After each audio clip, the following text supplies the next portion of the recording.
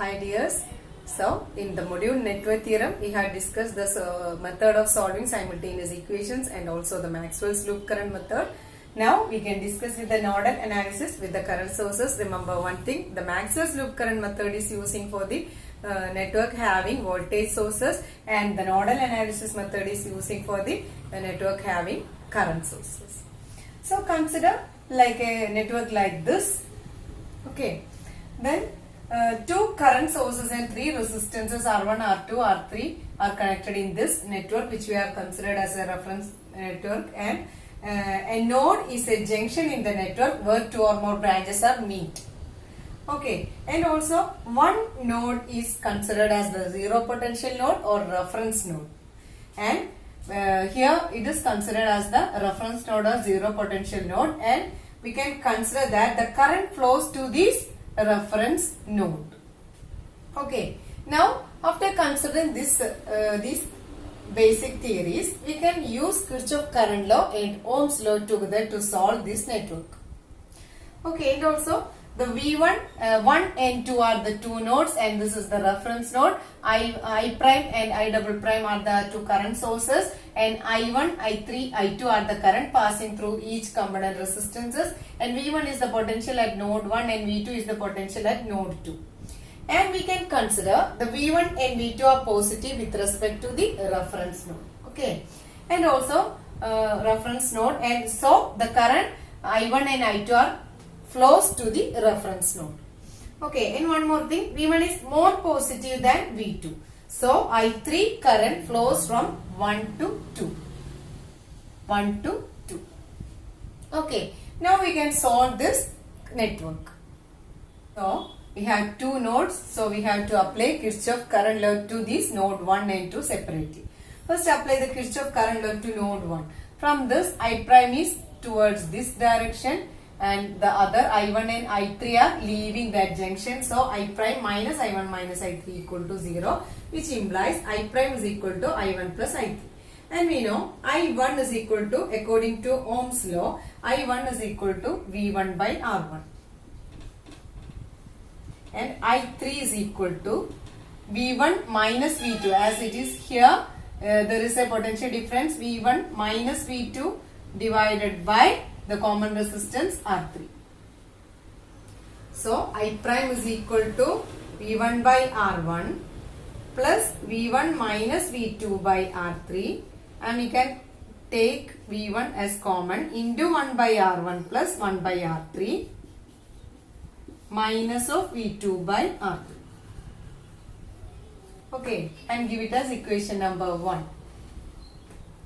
So now we can consider the Kirchhoff current law to the node 2, and I2 is passing here, I3 here, and I double prime. So I double prime minus I2 minus I3 will be equal to 0, and from this we can write it as I2 is equal to V2 by R2, and I3 is equal to, from this node, V2 minus V1 by R3.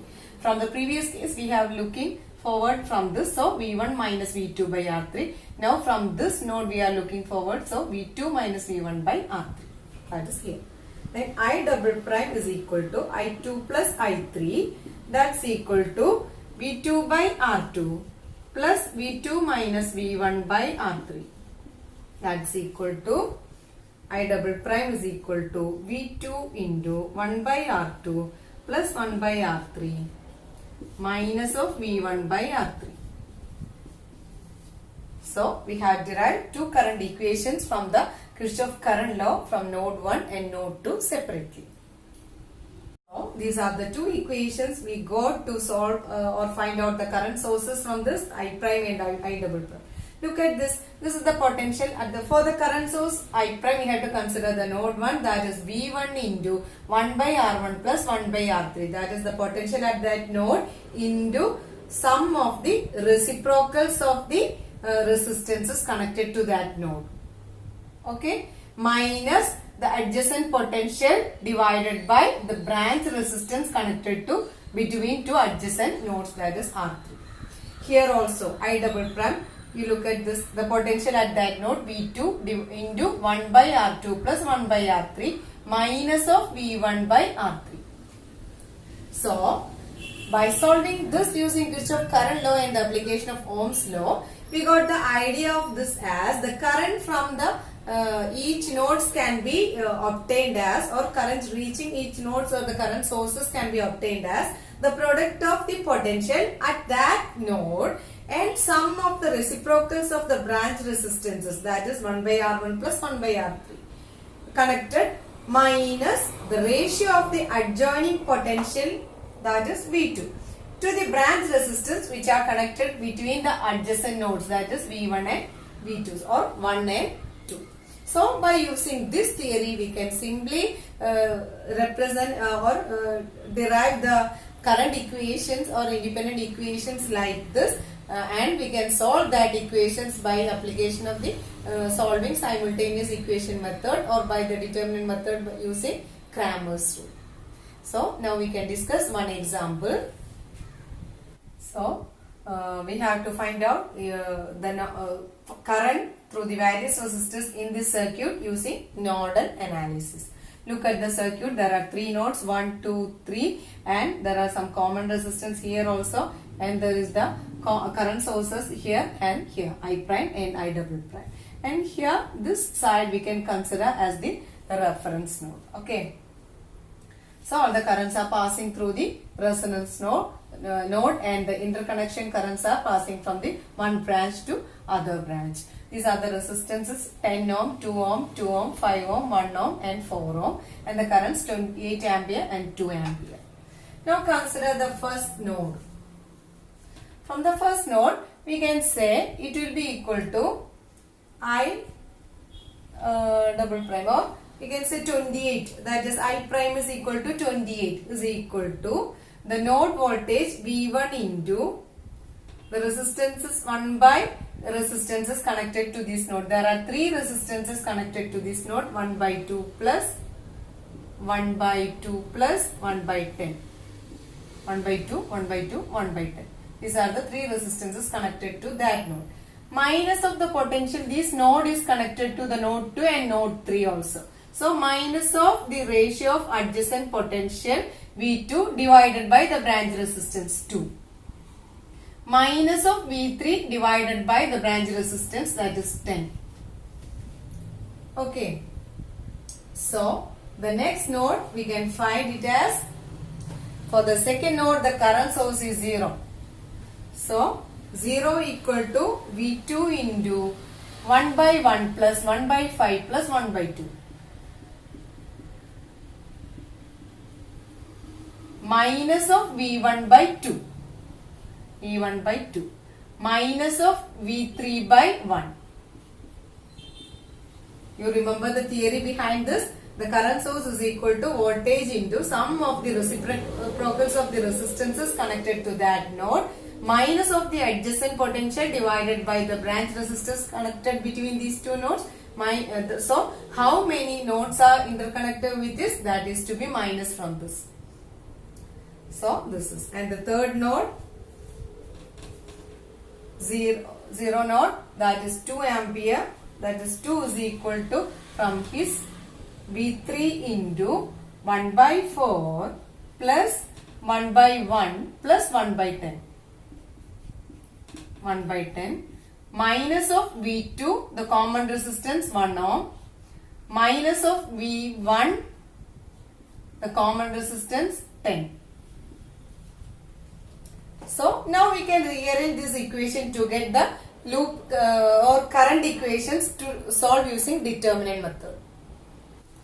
So I have derived just before the equations, and from this solving we get the equations like this. From that we get these 3 equations after rearranging like this. Now from this equation we can write simply 11 minus 5 minus 1 from the first equation into I1, I2, sorry, V1, V2, V3 are the coefficients. V unknowns, V2, V3 is equal to 280. And the second equation 5 minus 17 10 and here RHS is 0. And from the third equation 220 minus 27. 220 minus 27 and the RHS is 40.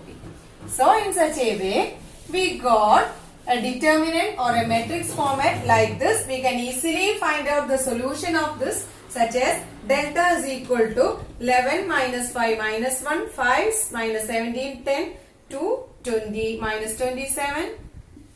Delta 1 is equal to, we have to replace the first column using this, that is 280, 0, 40.